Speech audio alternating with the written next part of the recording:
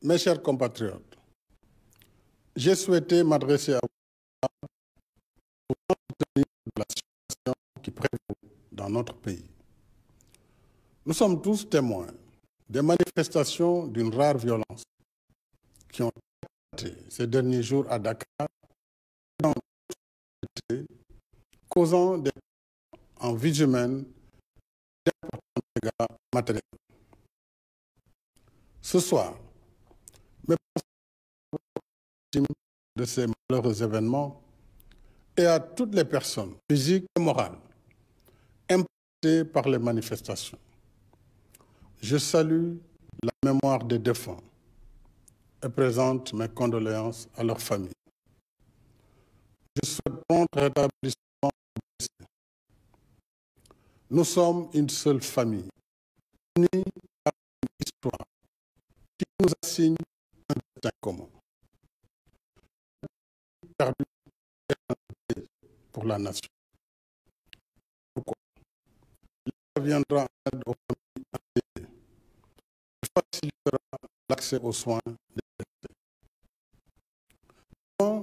Tant de violences inouïes, où des enfants et des femmes ont été mis dans les scènes. Nos forces de défense et de sécurité ont fort heureusement fait preuve de professionnalisme, de discernement. Autrement, le bilan aurait été plus lourd. Nous avons vu des édifices publics, des symboles de l'État attaqués, des commerces et autres biens ensemble. Ce sont des investissements et de durs labeurs qui ont été anéantis. Aucune cause ne justifie des actes regrettables. Avec ses choix et ses opinions, les autres, nous pouvons évaluer nos différences autrement que par la violence destructrice. Parce que, quels que soient nos choix politiques et nos ambitions, nous sommes une seule famille et nous avons un destin celui de la nation sénégalaise. Voyageurs dans le temps, nous sommes dans une barque dont nous descendrons, laisser la place à d'autres. Notre salut individuel et collectif nous demande de voyager ensemble en consolidant les fondements de la barque et non en les détruisant. Il y va aussi de l'avenir de nos générations après eux. Rien ne m'importe plus que la préservation de ce qui forme l'âme de la nation sénégalaise, son source de vie et d'épanouissement, c'est-à-dire l'attachement aux valeurs du vivre ensemble dans la paix, la sécurité, la liberté, la démocratie, la tolérance et le respect de nos diversités. C'est pourquoi j'invite au calme et à la sérénité. Tous ensemble, taisons nos rancœurs et évitons la logique d'affrontement qui mène au pire. Dans cet esprit, j'ai reçu pendant ces 2 derniers jours des envoyés des khalifes généraux, des autorités coutumières, ainsi que des personnes de bonne volonté, membres de la classe politique, y compris de l'opposition, la société civile, des syndicats du patronat. J'ai également échangé avec des membres du clergé catholique. J'ai écouté et entendu leurs messages. Je leur exprime toute ma gratitude et les remercie pour les sages conseils, ainsi que leurs suggestions et recommandations constructives. Toute cette synergie positive montre que dans des moments de doute, d'inquiétude et de turbulence, nos régulateurs sociaux fonctionnent et les ressorts de notre nation restent solides. Sur l'aspect judiciaire de cette crise, laissons la justice suivre son cours en toute indépendance. En ce qui me concerne, je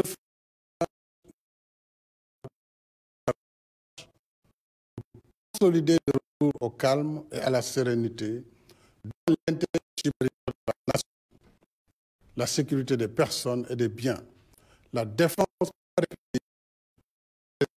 de nos institutions démocratiques. Ma main reste tendue et mes portes ouvertes.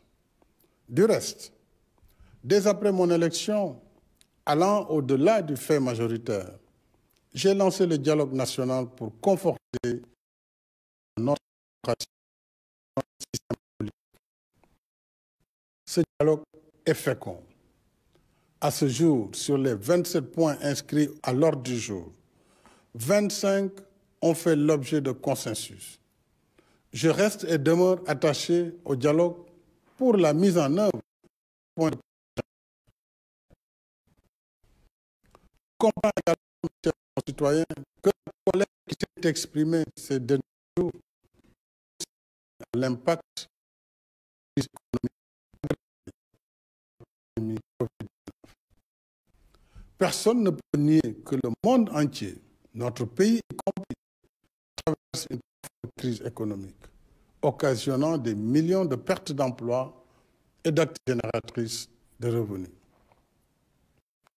Les familles entières sont plongées dans la pauvreté, l'angoisse et la frustration. Je mesure les difficultés dans nos vies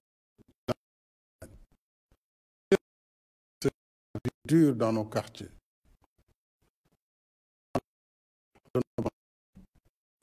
Avec le fonds de riposte de solidarité contre les effets de la Covid-19, l'État a financé pour 1 000 milliards de francs CFA soutien aux ménages, aux entreprises, aux différents corps de métier, y compris le secteur des arts et de la culture. Nous n'avons pas oublié notre diaspora, que nous avons appuyée pour plus de 12 milliards. Ce soutien à la diaspora illustre d'ailleurs l'étendue de la crise que nous vivons. Parce que d'habitude, c'est bien la diaspora qui est un pays. Tout cela pour montrer que la solidarité, l'équité et la justice sociale restent au cœur de la nation et bien avant la pandémie Covid-19. Je crois que tous les efforts en matière de formation, d'emploi, de finances dédiées aux jeunes, à hauteur de 60 milliards de francs CFA pour la délégation générale à l'entrepreneuriat rapide, des jeunes et de 4% du fonds de financement de la formation professionnelle et technique reste encore insuffisant. C'est pourquoi, m'adressant à vous, les jeunes, je voudrais vous dire que je comprends vos inquiétudes et vos préoccupations. J'ai vu nombre d'entre vous sortir de la rue pour exprimer la colère, mal vivre, parce que vous n'avez pas d'emploi, que vous aspirez à un avenir meilleur. Depuis 1 an de lutte anti-pandémie Covid-19, votre quotidien reste marqué par la morosité économique, les restrictions sociales, limitent à ces espaces de loisirs et de détente. Qu'une jeunesse confrontée à autant de privations me paraît tout à fait compréhensible. En même temps, évitons de participer à tout ce qui nous tarde dans la quête d'un avenir meilleur. Quand on saccage un commerce, quand on s'attaque au d'autrui, on ne crée pas de l'emploi. On ne fait pas reculer la pauvreté, on l'aggrave. J'engagerai en une réorientation des actions budgétaires pour améliorer de façon substantielle et urgente les réponses aux besoins des jeunes en termes de formation, d'emploi, de financement de projets et de soutien à l'entrepreneuriat et au secteur informel. Dans l'immédiat, à la faveur de la campagne de vaccination en cours et de l'amélioration de la situation, j'ai décidé d'alléger le couvre-feu lié à l'état de catastrophe sanitaire de Thiès, sera désormais fixée de minuit à 5 heures du matin.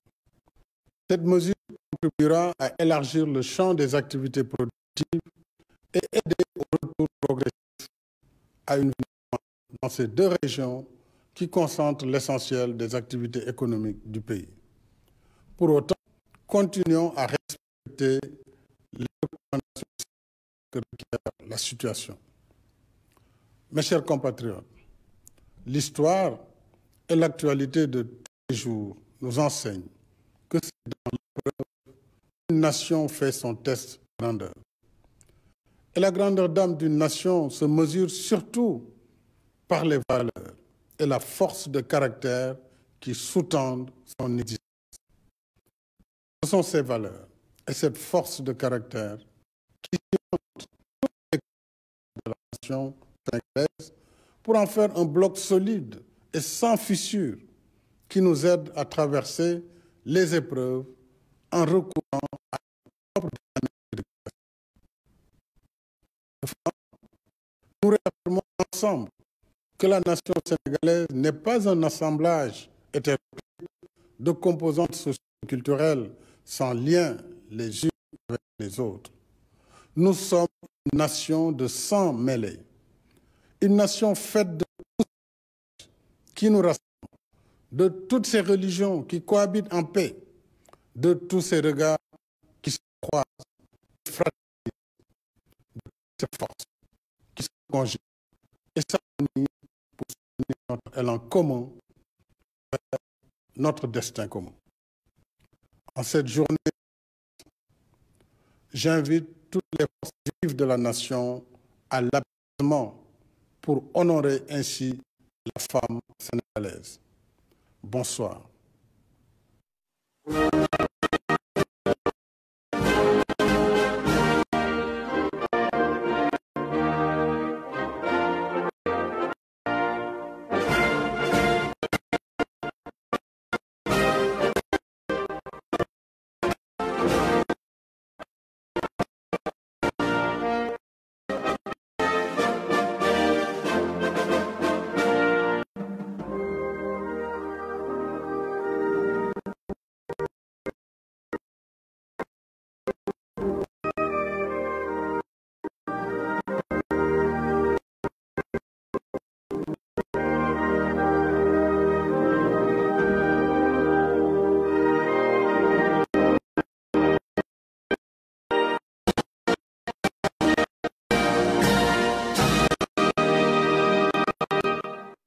C'était le message du chef de l'État à la nation. Violentes manifestations ces derniers dans plusieurs pays du pays. Et pour décrypter le message du chef de l'État, le ministre porte-parole et coordonnateur de la communication de la présidence de la République, M. Céline, bonsoir.